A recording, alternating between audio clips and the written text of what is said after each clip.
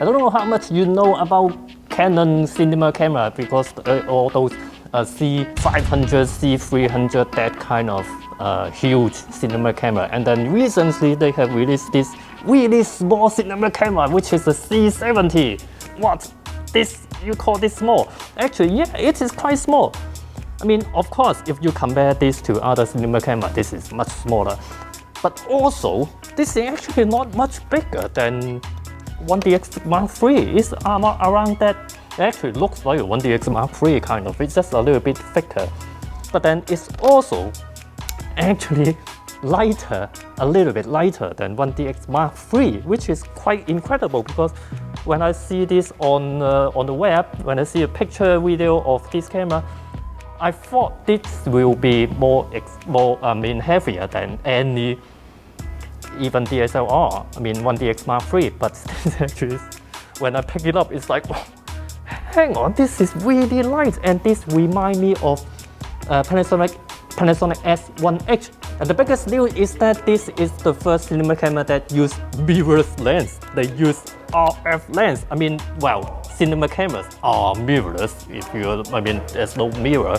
But this is the first time they use RF lens, which makes sense, because before that, for example, the C300, C200, they use EF lenses. When you use EF lenses on a cinema camera, you're actually wasting a lot of space for that frame distance. But this time, RF lens, you don't have to have that space anymore. So it makes more sense. And because Canon is going to just develop RF lenses, so this is the future, it makes sense. Now this is a 24 to 70 f2.8, but if I change this to a smaller lens, the 35mm f1.8, look at that.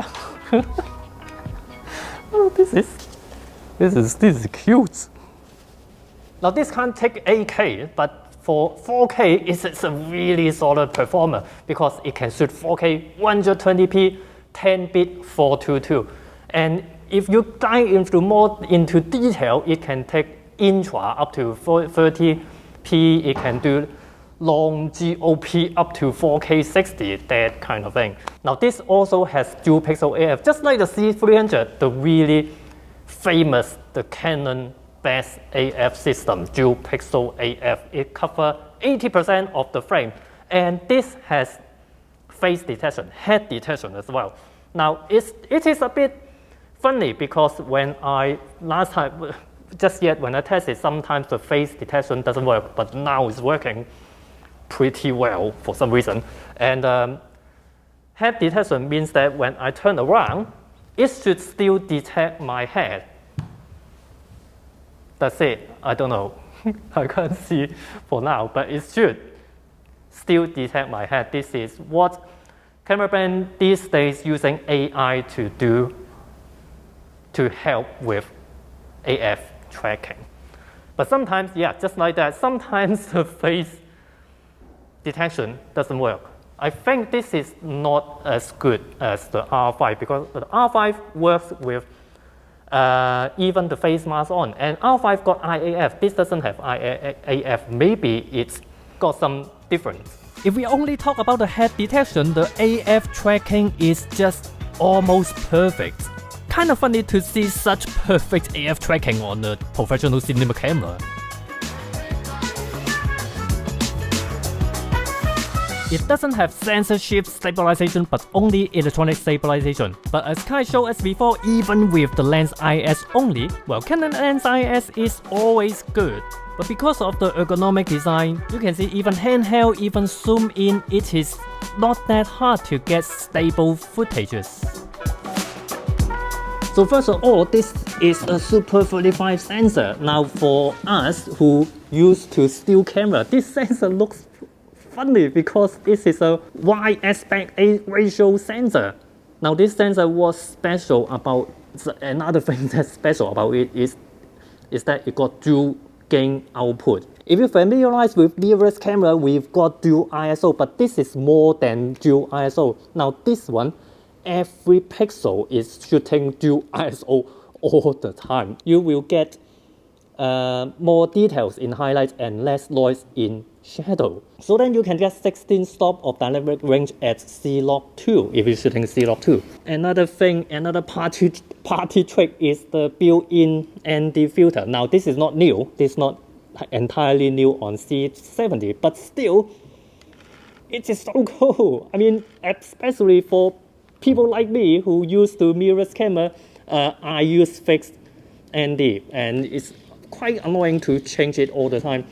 Now this is built in, so how can you compete with this?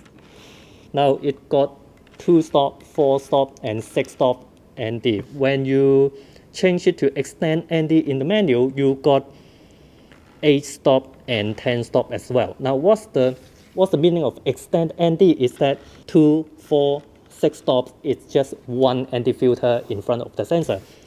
When you go up to 8 and 10 stop, it got more than one ND stacked together. So you got a choice between do you want just one ND or stacked ND, which may affect image quality, of course. Actually, when I look back at the slide that Canon showed us before, there's a small text that in extended mode, it might go a little bit out of focus. But it is amazing how they fit built-in ND in this RF mount. Now, other than image quality, another big thing about cinema camera is the body, I mean the ergonomic. And well, when this is quite amazingly close to, looks like a mirrorless camera, this just looks like a mirrorless camera or looks like a 1DX. It got something that still camera doesn't have. Bigger body.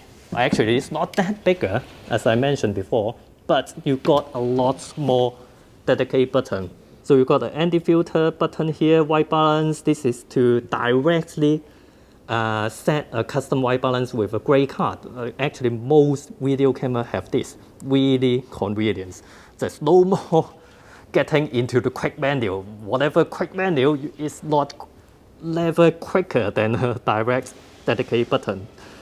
Picking display, zebra, waveform monitor, or really conveniently just right here. And then look at the ports.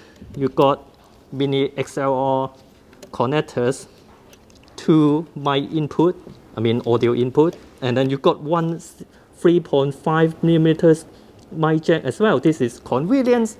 You got headphone, USB remote, and then of course HDMI port is a full-size HDMI port.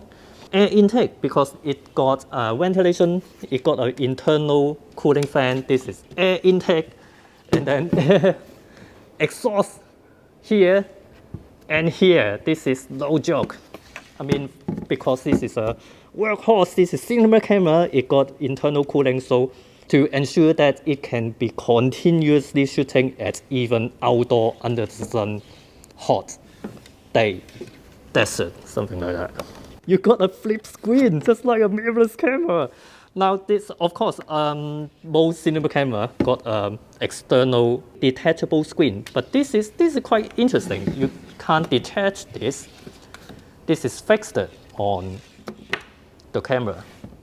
Actually, one thing missing that I hope it has is electronic viewfinder. This will make it just like a C300. If it got a, I think it should have electronic viewfinder. This is one thing I think it's missing from the C70. Actually, why is this a hum when there's no electronic viewfinder? I don't know why is there a hum here, which is interesting. I mean, but under the screen you got control with for the XLR input as well, direct control also, again.